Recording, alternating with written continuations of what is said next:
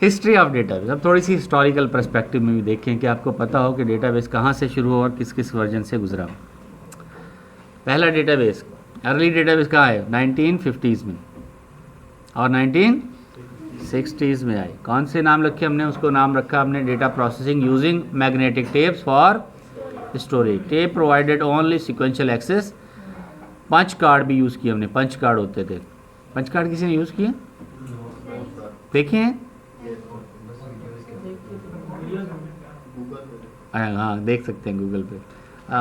मैंने यूज़ भी किया है पंच कार्ड। अभी भी है एक सिस्टम सर सैयद यूनिवर्सिटी के बराबर में है, AIT Aligarh institute of information technology.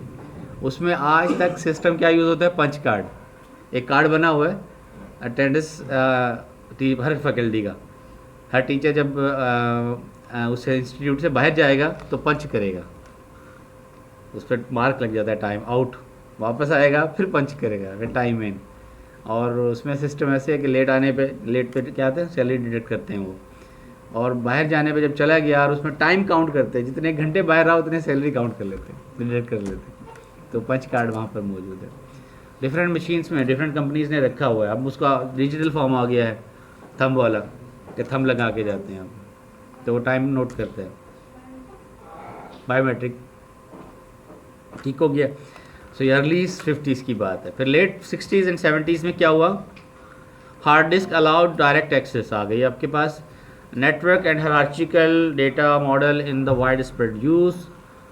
Ted Codd defines the relational model. ये 670s में आ चुका था। टेड कोड ने पहले इसको डिफाइन किया था, रिलेशनल मॉडल को। Would win the ACM Turing award for his work. IBM research began the system R prototype.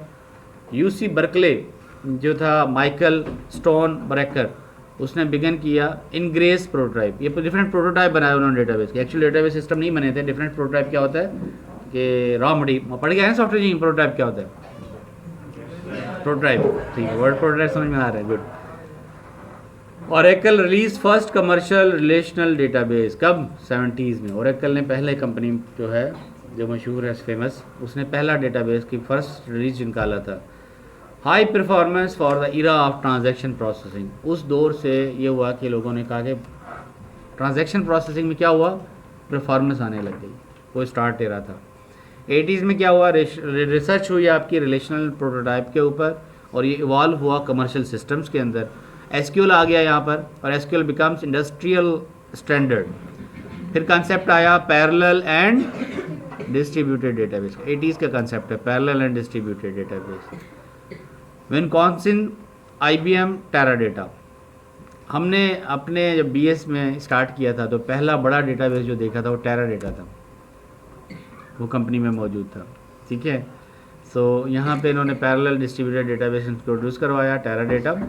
And then object oriented database system भी यहाँ पे इंट्रोड्यूस होने लग गए। फिर 1990s में लार्ज डिसीजन सपोर्ट सिस्टम आए, डेटा माइनिंग की एप्लीकेशंस आई, large multi terabyte data warehouses बने, और emerging of web commerce start हुआ। वेब कॉमर्स का ओरिजिन जो है 90s में हुआ था। फिर 20s का दहाई आया। 20s की दहाई में आपके बिग डेटा स्टोरेज सिस्टम बने, जिसमें गूगल ने बिग टेबल इंट्रोड्यूस कराया, याहू ने पीनट इंट्रोड्यूस करवाया, और अमेज़ॉन।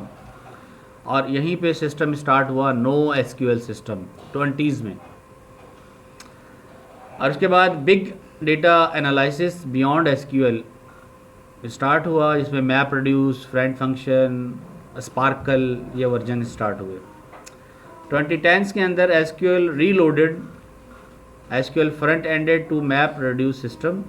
SQL को मैच किया गया कि वो मैप रिड्यूस के साथ कोऑर्डिनेशन करके सिंक्रोनाइज करे और डेटा को मैनेज करे। और उसके बाद मैसिवली पैरेलल डेटाबेसेस स्टार्ट हुए। मैसिव पैराग्राफ मतलब बड़े बड़े डेटाबेसेस, इसके अंदर बहुत ज़्यादा डेटा है, जो डेटा जनरेट बहुत ज़्यादा तेज़ी से स्टार्ट हुआ। जी, map reduce big data analytics की एक टेक्निक है, जिसमें हम बिग डेटा को एनालाइज करते हैं। Big data computation is very tough task. Sequential data model fail हो जाएंगे वहाँ पे, तो वहाँ पे मैप रिड्यूस काम करता है। बिग डेटा 5V से स्टार्ट होता है। V डिपेंड करता है, वो एक बिग डेटा हम उसको कहते हैं जो एक सिंगल प्रोसेसर प्रोसेस ना कर पाए, उसके लिए मल्टी प्रोसेसर चाहिए हमें। मल्टी प्रोसेसर के लिए ग्रिड कंप्यूटिंग भी करते हैं हम, क्लाउड कंप्यूटिंग भी यूज़ करते हैं। दो स्टोरेज हैं, grid computing and cloud computing. Grid computing हम वहाँ यूज़ करते हैं जहाँ पे हमारे पास कंप्यूटेशन बहुत ज़्यादा हाई है, और क्लाउड कंप्यूटिंग वहाँ यूज़ करते हैं जब कंप्यूटेशन के साथ स्टोरेज भी हाई चाहिए। क्लाउड का ज़्यादा कंसेप्ट क्या है, स्टोरेज से रिलेटेड है, ठीक है। तो ये दोनों प्रोवाइड करते हैं, cloud computing providing both thing. Grid computing हम डायरेक्टली यूँ कर लें कि हम स्टैंड अलोन पीसीस को भी मिला के नेटवर्क के ज़रिए कोई फ्रेमवर्क बनाएं, उस फ्रेमवर्क के ज़रिए हम उन तमाम कंप्यूटर को किसी वे से एल्गोरिथम से एक्सेस करें, उनके अंदर कंप्यूटेशन डिस्ट्रीब्यूट कर दें। That's called grid computing. Massive parallel databases and then multi core remain the memory databases, ये हमारे पास से स्टार्ट हुए। मैं थोड़ा सा ऐड कर देता हूँ आपके क्यू, अभी फेस पे थोड़ी सी क्यूरी है। बिग डेटा हमारी 5 V's में आता है, V for velocity, V for volume, V for variety. ये 5 V's आप पढ़ेंगे बिग डेटा एनालिटिक्स के अंदर। अच्छा, जब डेटा बड़ा तेज़ी से चेंज हो रहा है, बढ़ रहा है, उसके डिफरेंट फॉर्म में बढ़ रहा है और वॉल्यूम बहुत बड़ा हो गया है, अब आपको कंप्यूटेशन करनी है, तो how you will compute it. तो उसके लिए एक बड़ा सिंपल सा एल्गोरिथम है, मैं एक्सप्लेन कर देता हूँ, आपको आ जाएगा समझ में। वो है मैप रिड्यूस। मैप रिड्यूस मिसाल के तौर पे स्मॉल बॉल, छोटी छोटी बॉल्स ले लेते हैं, बच्चे नहीं खाते दाने, सुपारी के अंदर जो होते हैं कलरफुल देखते हैं, क्या कहते हैं उसको, इलेक्ट्रिक क्या कहते हैं,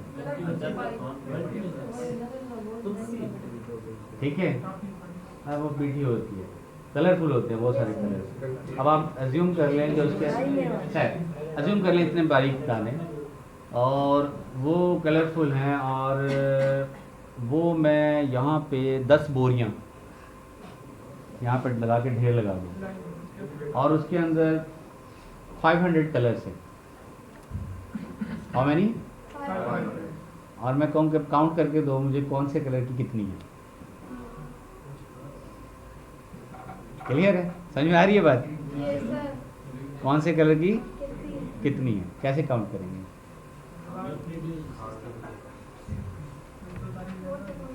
जी, एक सिंगल कंप्यूटर आएगा, एक एक करके उठाएगा, या एक बंदा ले लेते हैं, ह्यूमन से समझाते हैं, एक बंदा आए एक एक करके काउंट करे। कब तक काउंट करेगा? How much time it required? समझ में आ रही है बात?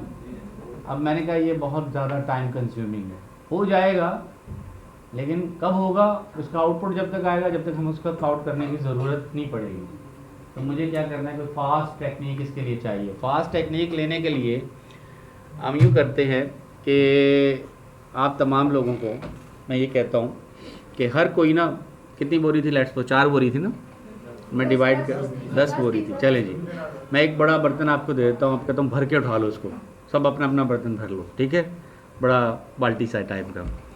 और उसके बाद कहता हूँ हर एक अपने अपने तौर पे काउंट करो, रेड को अलग करो, ग्रीन को अलग करो, ब्लू को अलग करो, इस तरह करके रखते जाओ, सब अपना अपना काम करें पैरेलल में। क्या हो रहा है? Parallel computing. तब करेंगे ना पैरेलल में, वैसे तो पॉसिबल नहीं था काउंट करना, तो अब सबको डिस्ट्रीब्यूट कर दिया, क्या करेंगे? सब पैरेलल कंप्यूटिंग करेंगे। पैरेलल कंप्यूटिंग करने के बाद सब ने पैरेलली उनको काउंट किया, अलग अलग कर लिए सेपरेट। अब यहाँ पे मैंने कहा कि ऐसे करो, रेड वाले सारे रेड दे दो मुझे और काउंटिंग लिखवाओ, रेड कितने तुम्हारे पास, कितने कितने कितने कितने कितने, ऐसे करके रेड काउंट कर लिया। फिर ग्रीन वाले काउंट कर लो, फिर तो इस तरह से जब मैं काउंट करूँगा तो जो वो काम आप लोगों ने किया काउंटिंग का, वो किस में हो गया? पैरेलल में। तो अगर आपको काउंटिंग में 5 दिन लगते अगर सिंगल नोड को, तो 50 नोड को कितने दिन लगेंगे? Divide by 50, simple. एक सिंगल नोड को अगर 5 दिन लगते हैं तो 50 नोड को कितने दिन लगेंगे? डिवाइड बाय 50, इसको 50 से डिवाइड कर दो, तो आप इस तरह से वो रिड्यूस हो जाएगा time. That's called map reduce. Clear हो गया? समझ में आ गया? यही काम कंप्यूटर से करवाते हैं हम। डिफरेंट प्रोसेसर पैरेलल में काम कर रहे होते हैं, पहले हम डिस्ट्रीब्यूट करते हैं डेटा को, वो काम करते हैं, काउंट करते हैं, फिर हम उनको मर्ज करते हैं और फिर देन आउटपुट दे देते हैं। बिग डेटा एनालिटिक्स इस तरह से, बिग डेटा को इस तरह से कंप्यूट किया जाता है। ठीक है जी, दैट्स एंड ऑफ चैप्टर।